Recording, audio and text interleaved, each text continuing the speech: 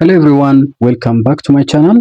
Uh, Today's question is 8 plus 2 times 5 is how much?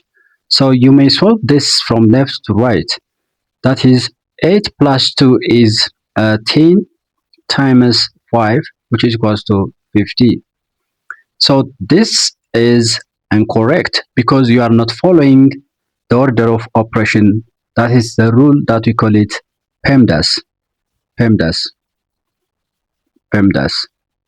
So P stands for the parenthesis or the expression inside the bracket. A is the exponent, M is multiplication, D is division, addition, and subtraction.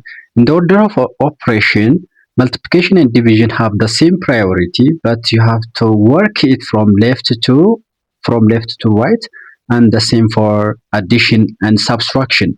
So let's solve this question using this order of operation, this rule of order of operation. So here we have addition and multiplication. Look at multiplication comes first before addition based on this rule. So we have to solve it.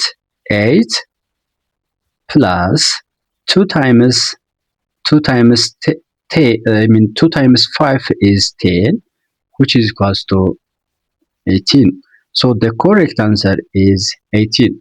If you got something good from this video, please like and subscribe my channel. See you until next time.